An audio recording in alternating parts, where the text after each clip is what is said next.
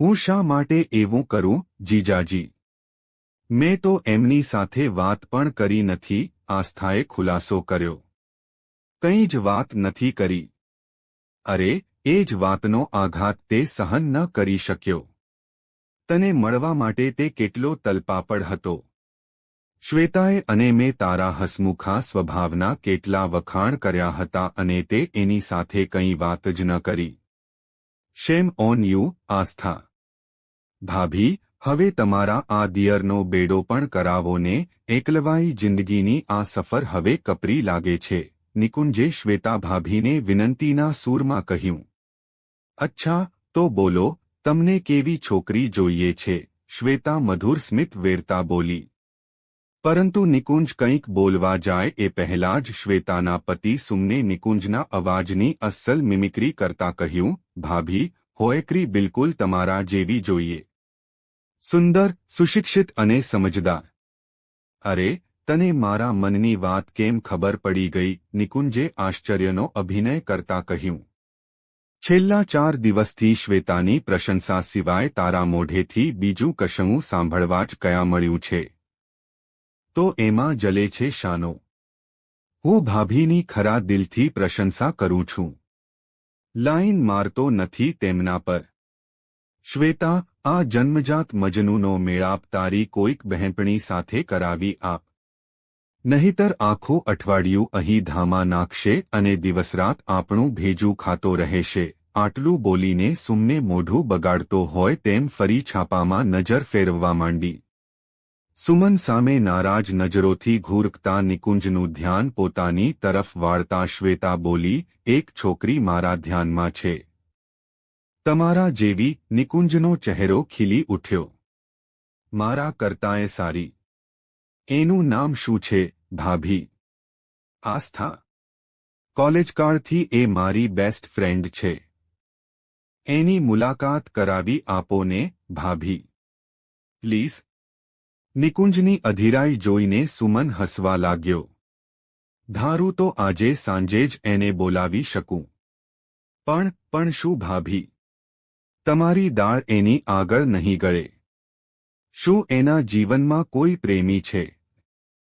નિકુંજે થોડાક ખચકાટ સાથે પૂછ્યું. ના રે ના.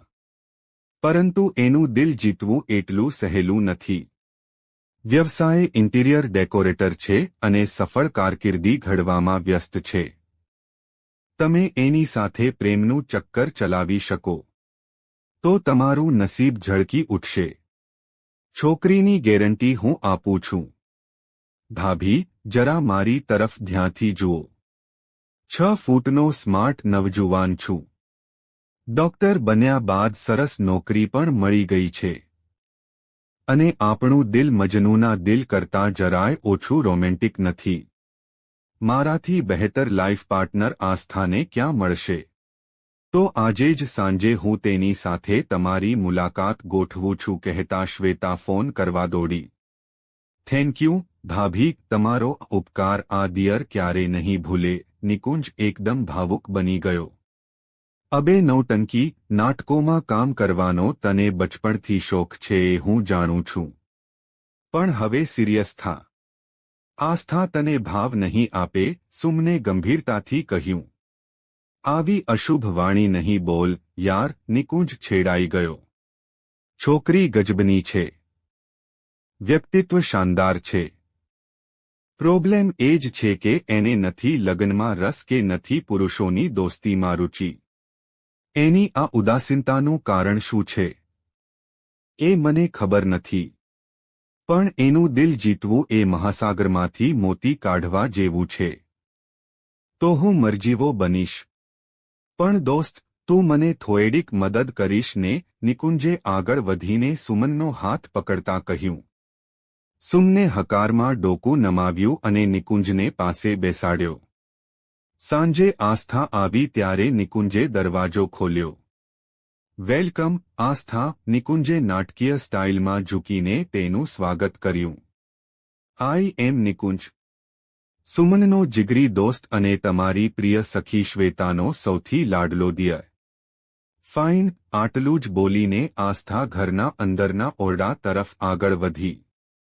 માંડ બે ચાર ડગલા ચાલી હશે ત્યાં જ તેના કાને કોઈકના કણસવાનો અવાજ પડ્યો.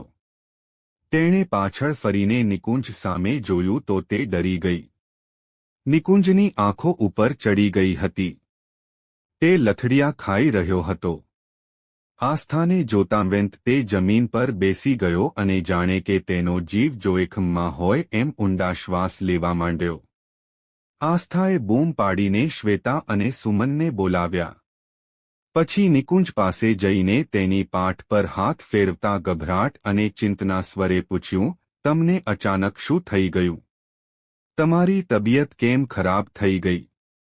ઓહ માય ગોડ, સુમને ચિંતા વ્યક્ત કરતા કહ્યું, એનું બ્લડ પ્રેશર એકદમ ઘટી ગયું છે. આસ્થા, તે તેની સાથે ઝઘડો કર્યો હતો. હું શા માટે એવું કરું, જીજાજી? મેં તો એમની સાથે વાત પણ કરી નથી, આસ્થાએ ખુલાસો કર્યો. કંઈ જ વાત નથી કરી. અરે, એ જ વાતનો આઘાત તે સહન ન કરી શક્યો. તને મળવા માટે તે કેટલો તલપાપડ હતો. શ્વેતાએ અને મેં તારા હસમુખા સ્વભાવના કેટલા વખાણ કર્યા હતા અને તે એની સાથે કંઈ વાત જ ન કરી. શેમ ઓન યુ, આસ્થા. મને શી ખબર કે આટલી અમથી વાતમાં એમની તબિયત આમ એકાએક કથળી જશે. ડોક્ટરને બોલાવવા છે. ના, તારો હાથ આપ. આસ્થા કશું બોલે પહેલાં જ સુમને ફટાફટ તેનો હાથ પકડી લીધો. પછી આસ્થાના હાથમાં સુમને નિકુંજનો હાથ પકડાવ્યો અને આવેશપૂર્વક કહ્યું, તેના કાન પાસે મોં લઈ જઈને એને મોટેથી કહે કે તારો ઈરાદો એનો દિલને ઠેસ પહોંચાડવાનો નહોતો. અને કહે કે તું એની જીગરી દોસ્ત બનીશ. જીજાજી, આ તે કેવો ઈલાજ છે? મને લાગે છે કે એમને ડોક્ટર પાસે લઈ જવા જોઈએ. અરે, બહુ સેન્સિટિવ માણસો આવા વિચિત્ર ઈલાજોથી પણ સાજા થઈ જાય છે. હું તને કહું છું એ પ્રમાણે બોલ જલ્દી. નિકુંજની પરેશાન હાલત જોઈને આસ્થાને પણ પસીનો વળ્યો. સાંભળો, બૂમ પાડતી હોય એવા અવાજે તેણે નિકુંજને વિનંતી કરી, તમે તમારી તબિયતની કાળજી રાખો. હું તો તમારી મિત્ર છું. તમારી સાથે ખૂબ વાતો કરીશ. પ્લીઝ, સ્વસ્થ થા. કણસવાના નાટકીય ઉહકારા બાદ નિકુંજે આંખો ખોલી અને પાણી માંગ્યું. આસ્થા પાણી લેવા જતી હતી પરંતુ નિકુંજે તેનો હાથ મક્કમતાથી પકડી રાખ્યો હતો. બિચારી આસ્થા ડરની મારી પોતાનો હાથ છોડાવવાની હિંમત પણ ન કરી શકી. ત્યારબાદ નિકુંજ સાથે તેણે એકાદ કલાક વાતો કરી. તે જેવી ઊભી થઈને રસોડામાં શ્વેતા પાસે જવા તૈયાર થતી કે તરત નિકુંજનો શ્વાસ રૂંધાઈ જતો. એટલે આસ્થા ગભરાઈ જતી અને જવાનું માંડી વાળતી. આસ્થાની આ લાચારીનો નિકુંજે પૂરેપૂરો લાભ લીધો અને પેટ ભરીને વાતો કરી તેનું સાનિધ્ય માણ્યું. આસ્થાને અનિચ્છા હોવા છતાં શ્વેતાએ બનાવેલા સમોસા વધારે ખાવા પડ્યા. તે માત્ર 2 કલાક માટે આવેલી પણ 5 કલાક સુધી તેને રોકાઈ રહેવું પડ્યું. વળી બીજે દિવસે સાંજે ડિનરમાં ફરી આવવાની હા પાડવી પડી. એટલું જ નહીં, પરંતુ રવિવારે સાથે ફિલ્મ જોવાની મંજૂરી પણ આપી દીધી. તે નિકુંજને જ્યારે તેની મરજી વિરુદ્ધ જવાબ આપતા ખચકાતી કે તરત નિકુંજ ઊંડા શ્વાસ ભરીને પોતાની છાતી પર હાથ મૂકી દેતો. તે છતાં આસ્થાનો ખચકાટ જારી રહે તો નિકુંજની આંખો ચકળવકળ થઈને ઉપર ચડવા માંડતી. પરિણામે આસ્થા તાબડતોબ હા કહી દેતી. એક વિચિત્ર પ્રકારની મુસીબતમાં ફસાઈ ગયાનો અહેસાસ તેને થતો હતો. શ્વેતા અને સુમન આ બધું જોઈને આસ્થાની પીઠ પાછળ એટલું હસતા કે તેમને પેટ દુખવા લાગતું. નિકુંજના લાજવાબ અભિનય બદલ તેઓ મનોમન તેને દાદ આપતા હતા. આસ્થાથી છૂટા પડતી વખતે સુમને તેને એકાંતમાં ગંભીરતાથી સમજાવ્યું કે આસ્થા, આ નિકુંજ ખૂબ ભાવુક છે. તે એને જે વાદા કર્યા હોય તે બધા પ્લીઝ નિભાવજે. તું એ વાદા તોડીશ અને ન કરે નારાયણને એને કંઈ થઈ ગયું તો અમે કોઈને મોઢું નહીં દેખાડી શકીએ. તમારો આ મિત્ર આટલો જલ્દી ગભરાઈ જતો હોય તો તે બીમાર દર્દીઓનું શું સારવાર કરતો હશે? તમે પણ કેવા કાર્ટૂનને મારી સાથે ભટકાડીને મને ભીંસમાં મૂકી દીધી, આસ્થાએ ફરિયાદના સૂરમાં કહ્યું. સુમન આ સાંભળીને હસવું રોકી ન શક્યો. જો કે પછીના દિવસોમાં નિકુંજને આસ્થા સાથે ઘણો સમય વિતાવવાનો મોકો મળ્યો. શ્વેતા અને સુમન સામે તે આસ્થાના વખાણ કરતા થાકતો જ નહોતો. પણ એના મોઢે તારો પ્રેમ સ્વીકારે ત્યારે હું માનીશ કે તમે તેનું દિલ જીતી લીધું, શ્વેતાએ નિકુંજને વાકેફ કરતા કહ્યું. બહુ ફરી લીધું એની સાથે. તમારા બ્લડ પ્રેશરના ચક્કરમાં એને મૂંઝવી નાખી. પણ હવે વાત આગળ કેમ વધારશો? એ તોય એક નાટક હતું, એ સત્ય એને બતાવવાનું શું જરૂરી નથી? નિકુંજ બેચેન બની ગયો. શ્વેતા અને સુમને પણ એને તાકીદ કરી કે જૂઠ અને નાટકના પાયા પર પ્રેમનો મહેલ ચણવો એ બેઈમાની છે. છેવટે શ્વેતા સુમને આસ્થાને નિકુંજના નાટકની વાત કહી દીધી. આસ્થા ચૂપચાપ બધું સાંભળતી રહી. પછી અચાનક વિફરી આવી ક્રૂર મશ્કરી કરીને મને પરેશાનીમાં મૂકવાની હિંમત તમે કેમ કરી? તમે મારા દિલને ભારે ઠેસ પહોંચાડી છે. મારા હૈયામાં તમારે માટે કોમળ લાગણીઓ જાગી રહી હતી. પણ હવે મને ખબર પડી કે તમે તો મને મૂરખ બનાવી રહ્યા હતા. આસ્થા, આખી વાતને તું એટલી સિરિયસલી ન લે, શ્વેતાએ તેને સમજાવતા કહ્યું. શા માટે ન લઉં?